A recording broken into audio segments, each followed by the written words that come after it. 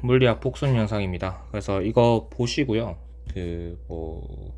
공부하실 분 공부하시면 되고, 그 전에까지 복습을 한 거를 얘기를 할 건데, 역학적 에너지까지 얘기를 할 거예요. 그래서 오늘 다 얘기하는 건 아니고, 오늘이랑 내일 이렇게 번갈아 가면서 얘기를 할 거예요. 그래서 그렇게 알아두시면 될 것 같습니다. 다른 게 지금 제가 켜놔가지고 소리 들릴 수 있는데, 그거 그냥 이해해 주시고 들으시면 될 것 같아요.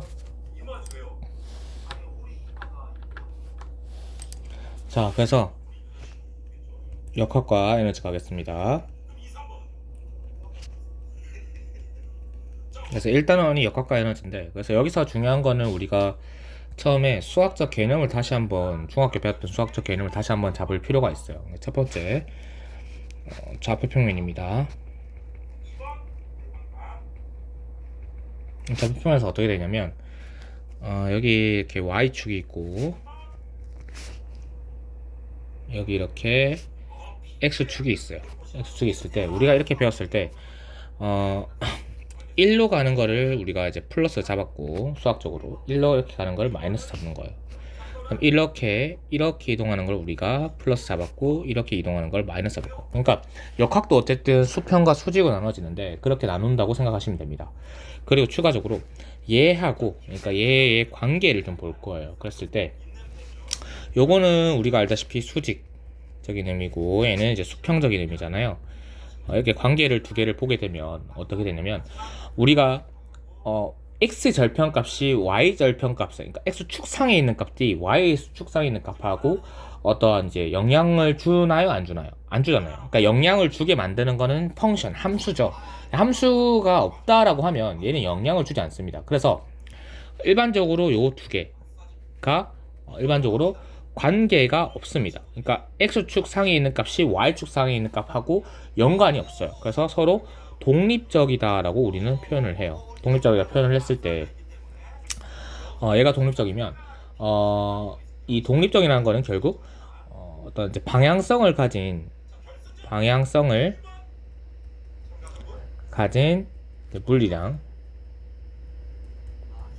물리량일 때, 이 방향성을 가진 물리량에서는 얘가 서로 독립적, 그러니까 수직과 수평이 서로 독립적이다. 서로 영향을 안 준다는 거예요. 그러니까 수평적인 힘이 수직 운동에 영향을 안 주는 그런 거예요.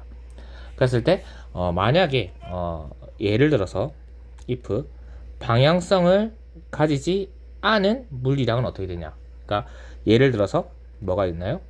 시간 같은 거죠. 시간은 방향성이 없어요. 계속 흘러가는 거죠. 그래서 이럴 때는 수평으로 운동하는 시간 동안 수직으로 운동하겠죠. 그러니까 서로 공유를 합니다. 이렇게 된다는 거. 그렇게 알아두면 된다라는 거고요.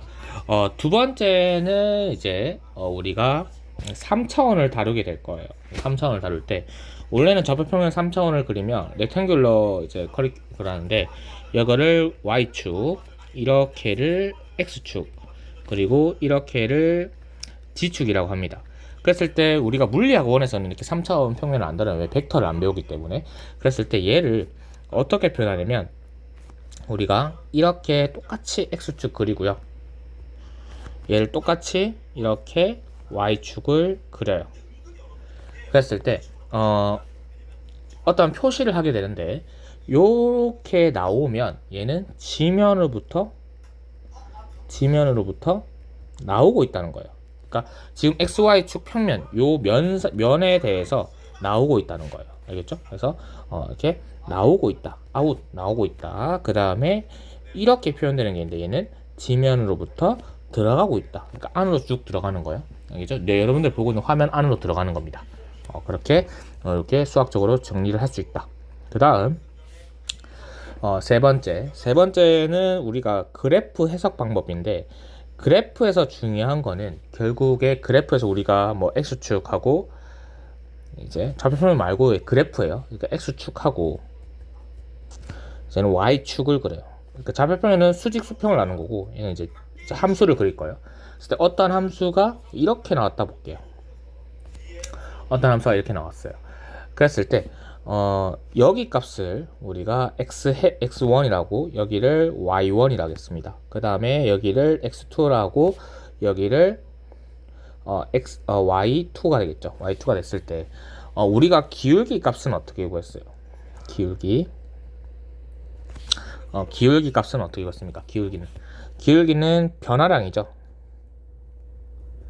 변화량인데, 그러니까 우리가 x축 값을 우리가 독립 변수라고 y축 값을 중속 변수로 하잖아요. 그러니까 y는 뭐 ax 플러스 b 꼴이라 할게요. 이랬을 때 x 값에 의해서, 이거는 상수니까 x 값에 의해서 y 값이 결정되는 거죠. 그래서 x 값을 변수, 이제 독립 변수라고 y 값을 종속 변수라고 합니다. 했을 때 이 변화량은 어떻게 구했습니까? 우리가 x축 변화량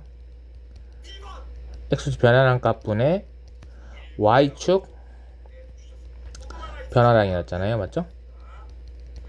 그러니까 여기서 표현되면 x2-x1 분의 y2-y1이었죠.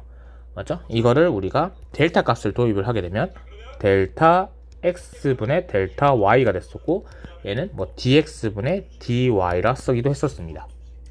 그래서 요때 이 삼각형을 우리가 그리스어로 델타라고 하는데, 이 델타라는 거는 변화량을 의미해요. 자, 변화량은 뭐냐면 어떠한 이 초기값을 우리가 a0로 했을 때, 나중값을 a라고 했을 때 요 사이값, 요거 있죠? 요거를 우리가 변화량이라고 합니다. 그랬을 때 델타 a는 하고 나면 a-a0가 되겠죠. 초기값에서 나중값에서 초기값을 빼주면 됩니다. 맞죠? 이렇게 구했었어요. 그래서 이거에 의미하는 바를 찾는 거는 지금 x축과 y축이 어떠한 값을 표현을 하고 있는지 찾아서 의미를 찾는 방법은 우리가 배운 것 중에 찾는 거예요. 이거는 기본적인 거예요. 수학적으로. 의미를 어떻게 찾냐? x축 어떤 값분의 y축 어떤 값이 우리가 배운 것 중에 있으면 됩니다. 없으면 안 나와요. 알겠죠? 뭐 유도할 수 있지만 배운 것 중에서 유도할 수 있습니다. 그다음 여기가 민넓이인데, 자, 민넓이는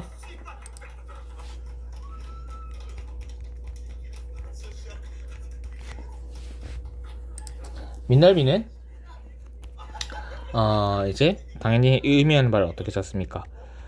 x축분의 x축 곱하기 y축을 하면 되겠죠. 만약에 시간 속도 그래프라고 하면 속도 곱하기 시간은 변이 뭐 이동 거리가 될 거니까 당연히 그거는 민넓이가 변이를 가리킨다. 이동 거리를 가리킨다. 그렇게 알아두시면 되고요. 그래서 이렇게 어떠한 그래프가 나와도 우리가 외우지, 어떤 그래프를 다 그래 외우는 게 아니라 이렇게 찾아가야 된다는 거 알아두시면 됩니다. 그 다음 네 번째,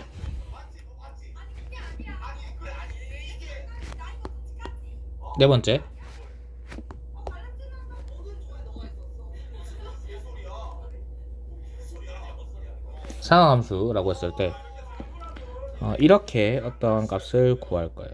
상함수는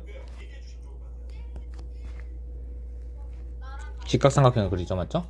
여기를 각도 세타라고 했을 때 여기 거리를 r, 여기를 y, 여기를 x라고 했을 때 여기에서 코사인 x는 어떻게 됩니까? 코사인 세타는 이렇게죠. 맞죠? 그래서 r분의 x였고요.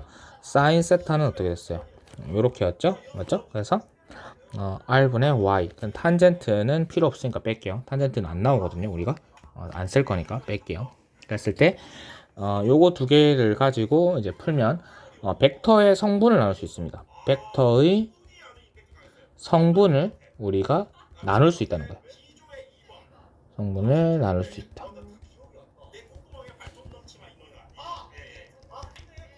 어떻게 나눌 수 있냐? 이 벡터라는 거는 물리량 중에 크기하고 방향을 둘 다 가져야 되는 값을 우리가 벡터라고 정의를 하는데, 이 방향은 우리가 수직이든 수평, 수직 또는 수평, 수직하고 수평, 그 다음 수직에서 플러스 마이너스, 수평에서 플러스 마이너스를 따지는 거예요. 어떻게 운동을 하고 있냐 이랬을 때 어떤 우리가 이러한 r 벡터가 있다고 할게요. r 벡터가 이렇게 존재한다 라고 하면 여기 각도가 세타라고 정의를 했을 때 이 r 벡터의 수평 성분은 어떻게 되냐? 수평 성분은 x축이죠. 맞죠? 그러니까 이 값입니다. 이 값이기 때문에 우리가 요 x를 추출하는 거예요. 맞죠? 수평 성분은 어떻게 됩니까? 얘가 r 벡터의 크기 값, 길이가 크기거든요. 크기에 코사인 세타를 하면 된다는 거예요. 알겠죠? 그 다음에 이제 요 R 벡터의 수직 값은 어떻게 되냐? 요거죠. 요 성분이고 요 성분이거든요. 그랬을 때 요거는 마찬가지로 R 벡터의 길이 크기 값에 사인 세타를 하면 됩니다. 그랬을 때 요거의 증명은 피타고라스로 해서 풀릴 거예요. 그래서 이렇게 정리를 하면 됩니다. 그러니까 사인 제곱 플러스 코사인 제곱은 그러니까 사인 세타 제곱 플러스 코사인 세타의 제곱은 1이니까 그런 거 써서 풀면 될 겁니다. 그래서 기본적인 수학적 내용은 여기서 끝이에요. 자, 그랬을 때 우리가 이제 이러한 수학적 개념을 가지고 이제 역학을 풀어갈 건데 첫 번째 배우는 게 왜냐면 오늘은 힘까지 좀 할 생각입니다. 좀 길 거예요. 01. 그리고 힘까지 하고요. 등가속도하고 힘까지 하고 운동량과 충격량은 뭐 간단하게 설명할게요. 여러분들 뭐 어차피 다 알 거니까 2, 3일 걸릴 수 있어요. 그렇게 하고 그 다음에 연력학은 제가 나중에 또 추가로 올려드리도록 하겠습니다. 그렇게 01 힘과 운동이에요. 힘과 운동. 그래서 먼저 첫 번째 물체의 운동입니다. 물체 운동 했을 때 우리가 운동한다라고 표현하면 물체가 운동하고 있다라고 하면 속도를 가지고 있다라는 거죠. 속도를 가지고 있다. 알겠죠? 정지 상태도 속도가 0이기 때문에 정지 운동을 하고 있다라고 정의할 수 있습니다. 그래서 물리량 이제 물체 운동인데 이제 물리량의 종류에 대해서 우리가 조금 알아야 돼요. 그랬을 때 물리량은 크기만 가지는 값이 있고요. 그 다음에 크기와 방향을 둘 다 가지는 값이 있어요. 그러니까 일반적으로 방향을 표시하기 위해서는 이렇게 화살표를 그려준다는 거. 그랬을 때 크기만 가지는 값을 우리가 스칼라라고 합니다. 스칼라. 그 다음에 크기와 방향을 같이 가지는 값을 우리가 벡터라고 할 거고요. 우리는 이제 벡터의 중심적으로 볼 거예요. 그랬을 때 스칼라에 이제 일반적으로 우리가 단위가 물리학이 나오면 단위 계산을 해야 되는데 단위라는 거는 어떤 물리량의 크기를 표현해 주는 거예요. 그랬을 때 만약에 스칼라 값과 벡터 값의 단위가 동일하다고 하면 그 크기는 똑같은 의미를 가진다는 거예요. 그러니까 만약에 10m/s라는 거는 뭐예요? 똑같이 속도나 속력과 속도에서도 다른 거거든요. 속력과 속도는 속력과 속도에서도 똑같이 10m/s라는 속도를 가진다, 빠르기를 가진다 이거예요.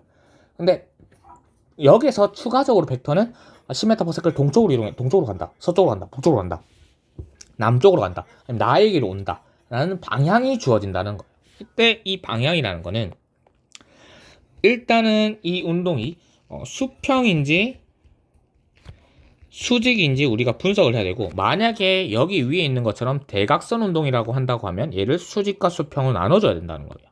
그렇죠? 이렇게 나누고 이 수직 수평 운동에서도 플러스가 있을 거고 마이너스가 있을 거고 수직에서도 플러스가 있을 거고 마이너스가 있을 거고 이렇게 다 구분을 해야 된다는 거예요. 다 나눠야 된다는 거예요. 그래서 이 벡터와 이제 스칼라를 좀 구분해 보면 어떻게 되냐면 자, 스칼라에서는 일반적으로 질량이 나옵니다. 질량은 단위 우리가 이제 약자로 매스 m을 쓰죠. 맞죠? 그랬을 때 이렇게 쓰고 얘의 단위를 단위를 어떻게 씁니까? 킬로그램을 썼었죠. 킬로그램. 맞죠? 킬로그램을 썼었습니다. 그 다음에 여기에 만약에 가속도가 붙어서 이제 질량의 가속도가 같이 되면 요게 우리가 나중에 배웠겠지만 힘을 표현해 주거든요. 힘 F라는 어떤 애를 표현해 주고 가속도는 A니까 이렇게 표현해 준다고 하면 이 가속도가 만약에 중력 가속도 G다. 또 G다. 지구에서 중력 가속도 G다 라고 하면은 어떻게 됩니까? 얘가 무게로 바뀝니다. 무게는 영어로 weight죠. 그래서 W로 쓰고요. 얘랑 똑같은 말이 뭐예요? 중력입니다. 중력 F gravity of force에서 FG 이렇게 쓰거든요. 그래서 이렇게 FG가 된다. 그 다음에 질량 말고 나오는 게 뭡니까? 이동거리죠. 이동거리. 그래서 이동거리는 우리 약자로 스트릿에서 S를 쓰는데 이제 요 이동거리와 비슷한 물리량이 이제 벡터가 뭐냐면 변위예요. 변위를 우리가 델타 S를 쓰는데 일반적으로 방향을 볼 때 화살표 되는데 얘는 좀 다른 의미입니다. 했을 때 이걸 좀 분석을 해볼게요. 이 변이라는 건 약자예요. 약자. 이 말자가 뭐냐면 위치 변화량을 변이라고 하는데 그러면 이 위치라는 건 뭐냐라고 하는 거예요. 위치는 포지션인데 이 포지션은 뭡니까? 여러분 내가 여기에 있다라고 하면 위치가 있는 거예요, 없는 거예요? 없는 거죠. 그러니까 위치라는 건 어떠한 기준이 있어야 돼요. 기준. 맞죠? 기준이 있고, 그러니까 이런 거예요. A라는 애가 있어요. 이렇게 A라는 애가 있고, B라는 애가 있어요. 그리고 10m 떨어졌어요. 그럼 이렇게 되는 거예요. B의 입장에서 A의 위치를 나타내면 어떻게 돼요? B의 마이너스 X 방향으로 10m 떨어진다. 그러니까 요거에서 B의 이제 델타 SB로부터 A는 마이너스 10X 축이에요. 맞죠? 근데 만약에 얘가 A의 기준점에서 표현하면 어떻게 돼요? 델타 SAB A의 기준에서 B까지의 위치 변화량은 플러스 방향으로 10x축 방향, x축 방향에서 이렇게 되어 있다라고 표현을 할 수 있어요. 되네. 그래서 기준에 따라서 값이 다 달라집니다. 이렇게. 이해되죠? 그래서 위치라는 거는 기준이 설정되어 있는 값이고 기준 플러스 어떠한 이제 방향이 같이 나와야 줘야 되는 값이에요. 기준 설정 이제 기준이 주어져야 된다는 거예요. 위치란 거. 그래서 그 위치에 따라서 변화량이 다 정해질 수 있다는 거예요. 요거는 지울게요. 됐죠?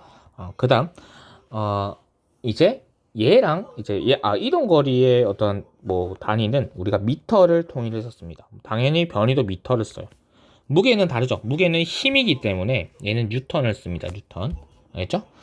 또 눈치 있는 분은 알겠지만 킬로그램 미터 퍼 세크 제곱 세크 스퀘어 요것도 같이 됩니다. 이렇게 될 거고 그 다음에 속력이 영어로 스피드거든요. 그래서 이거를 V를 이렇게 쓰고요. 약자로 속도 velocity라서 V에 이렇게 화살표를 그어놓습니다. 그러면 얘는 속력은 단순 빠르기예요. 얼마만큼의 시간 동안 얼마만큼 이동했냐 이거예요. 근데 속도는 빠르기에다가 방향 동쪽으로 서쪽으로 이렇게 하는 방향이 주어져야 된다는 거예요. 그죠? 그러니까 똑같이 10m/s라도 얘가 동쪽으로 하냐 서쪽으로 하냐는 다른 거잖아요. 그렇게 얘기를 해준다는 거. 그 다음에 시간은 약자 t를 쓰고요. 뭐 속력은 당연히 m/s고 얘도 m/s죠. 속도도. 그 다음에 얘는 세컨드를 쓰겠죠. 초 이렇게 쓰고요. 그 다음에 뭐 다른 거 얘기하면 가속도 acceleration a 됐죠? 그 다음에 또 뭐 있나요? 힘 펄스 F 파워 아닙니다. 파워는 일률이에요. 그 다음에 운동량 모멘텀 P 그 다음에 충격량 임펄스 뭐예요? 충격량